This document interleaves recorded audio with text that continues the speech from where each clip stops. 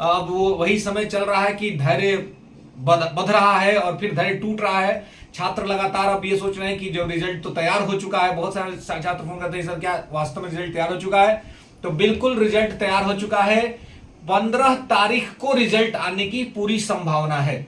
15th को आपको जो है वो आ जाएगा। 15th को चाहे जब आ जाए, तो 15 तारीख को पीआरटी में और 1 to 5 और 6 to 8 ये रिजल्ट दोनों साथ ही आने वाला है। 1 to 5 का भी और 6 to 8 का भी रिजल्ट दोनों का साथ आने वाला है दोस्तों। तो और मैं एक बार फिर से बता देना चाहता हूं कि कट ऑफ जो है वो आप जैसे हेड टीचर हेडमास्टर में कट ऑफ बहुत हाई नहीं रहा था, ठीक उसी प्रकार से यहां पे भी आप कट ऑफ हाई नहीं रहेगा। आप पेपर आएगा तो आप देखिएगा, रिजल्ट आएगा तो आप देखिएगा। इसलिए मैंने जैसा बताया था, पीछे भी बताया था कि 75 से 80 के बीच में है। अगर आप 75 पे भी हैं, प्लस माइनस 3 है पीआरटी में, तो आप सेफ हैं, कोई खास दिक्कत और समस्या आपको नहीं होगी पीआरटी के अंदर में। तो इसलिए तनाव ना ले, तनाव मुक्त रहे और आपका जो कर्म था वो आपने कर्म कर चुका है।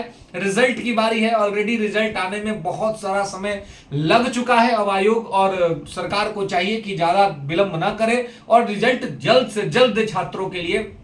साथ ही मैं बता दूं कि जो 6 to 8 और ये 9, 10 और 11, 12 का जो रिजल्ट है वो संभवतया उसमें अभी भी विलंब लगेगा, अभी भी विलंब लगेगा। और ऐसा संभव है कि रिजल्ट आपका दिसंबर तक आए, नवंबर में शायद पॉसिबल ना हो पाए। और ये मैं ऐसा इसलिए कह रहा हूं क्योंकि जो खबरें निकल के सामने आ रही हैं वो ये है कि 9, 10 और 11, 12 का अभी तक रोस्टर ही तैयार नहीं हुआ है। तो जब तक रोस्टर क्लियर नहीं होगा तब तक रिजल्ट पे कोई काम होगा ही नहीं। तो रोस्टर वहां पर क्लियर नहीं हुआ है, तो इसलिए 11, 12 और 9, 10 के रिजल्ट्स में समय लगने की भरपूर संभावना है। और यह हो सकता है कि दिसंबर फर्स्ट वीक तक चला जाए, क्योंकि अभी तक रोस्टर पर स्पष्टीकरण नहीं हुआ है। तो यहां पर इस चीज को ऐसे आपको ध्यान रखना है माय डियर फ्रेंड्स। चलिए, ये तो एक महत्वपूर्ण न्यूज था जो मैंने आपको दिया। अब इसके बाद है कि जो लगातार ये बातें हो रही थी कि डीवी करा करके रिजल्ट दिया जाएगा। आपको याद होगा कि टीचर बीपीएससी के साथ जो मीटिंग्स हुई थी, उस मीटिंग से स्पष्ट तौर पर एक खबर निकल के सामने आई थी। एक तो होता है सूत्रों से जो मिलता है वो ये होता है, लेकिन जब स्पष्ट तौर पे बीपीएससी के साथ शिक्षकों की बैठक हुई और उसमें से एक खबर निकल के आई कि डीवी करा के रिजल्ट दिया जाएगा, तो डीवी न करा करके रिजल्ट देना ये अपने आप में दर्शा रहा है कि एक बार फिर से सरकार जो है वही खेल खेलने जा रही है जो खेल टीआर 1 और टीआर 2 में खेला गया। कि अब क्या होगा कि एक डीवी होगा, डीवी नहीं होगा, पहले रिजल्ट आ जाएगा, फिर फर्जी बाहर निकाले जाएंगे, बाद में फिर वो सीटें खाली होंगी, फिर उस सीट को टीआर 4 में जोड़ा जाएगा। और जैसा कि माननीय मुख्यमंत्री ने घोषणा किया है कि हम चुनाव से पहले बहुत बड़ी बहाली देने जा रहे हैं, बहुत बड़ी वैकेंसी हम देने जा रहे हैं, ये एक बहुत बड़ा उनका बिग अनाउंसमेंट हुआ है। तो ये अनाउंसमेंट का फुलफिलमेंट भी यहीं से सीट बचा करके कहीं ना कहीं किया जाएगा, जो कि किसी भी स्थिति में ठीक नहीं है। इसे ना तो नीति संगत कहा जा सकता है, ना तर्क संगत कहा जा सकता है। कि नीति संगत इसलिए नहीं क्योंकि जिस वैकेंसी में आप जो सीट लेके आते हैं तो नैतिक रूप से जो है और लीगली जो है, इथिक्स के हिसाब से भी उस वैकेंसी में बैठे हुए छात्रों का उस सीट पर पहला अधिकार होता है। लेकिन येन केन प्रकारेण ये टीआर 1 टीआर 2 से ही देखा जा रहा है कि किसी स्थिति में सीटों को कम कर दिया जाता है और आने वाली वैकेंसी में सीटों को ऐड कर दिया जाता है। और यह कहा जाता है कि हम एक बहुत बड़ी वैकेंसी लेकर के आए हैं, और साथ साथ ये बताने और समझाने की कोशिश की जाती है छात्रों को कि आप देखिए लगातार हमारी जो गवर्नमेंट है वो आपके लिए वैकेंसी ला रही है। इसमें कोई दो राय नहीं है कि वैकेंसी आ रहा है, इसमें कोई दो राय नहीं है, वैकेंसी तो आ ही रहा है। लेकिन अब बात यह है कि जितनी सीटें पर वैकेंसी आ रही हैं उतनी सीटों पर नियुक्तियां नहीं हो रही हैं।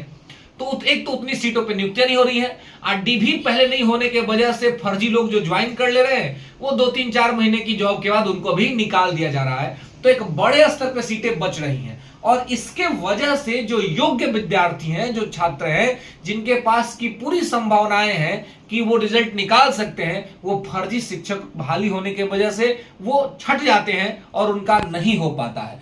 तो इसलिए मैं सभी छात्रों से और ये कहूंगा कि आप लोग ट्विटर अभियान को जारी रखें, उसे बंद ना करें। और सरकार को ये समझना होगा कि उनकी जो स्ट्रेटजी है, उनकी जो पॉलिसीज है, उसको अब कहीं ना कहीं पूरा बिहार समझ चुका है, और यह बाहर के जो विद्यार्थी फॉर्म डालने आते हैं वो भी समझ चुके हैं। देखिए, सरकार खुद, जब आयोग ने खुद कहा टीचर और बीपीएससी आयोग की बैठक में कि हम जो है सो डीवी पहले कराएंगे, फिर भी डीवी पहले नहीं हो रहा, बिना डीवी के रिजल्ट आ रहा है। जेडीयू के ट्विटर हैंडल से बैकलॉग सीट की बात की गई थी। कोर्ट में हलफनामा देकर के कोर्ट को कहा गया कि साहब हम बैकलॉग की सीटें ऐड करेंगे, इसीलिए हम सप्लीमेंट्री रिजल्ट जारी नहीं कर रहे। और तमाम अंदर से जो खबरें हैं उसके आधार पे हम लोगों ने कहा कि बैकलॉग की सीटें जुड़ेंगी।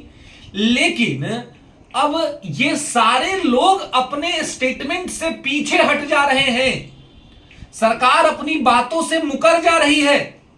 तो इसमें हमारा क्या दोष है? इसमें हम लोगों का क्या दोष है?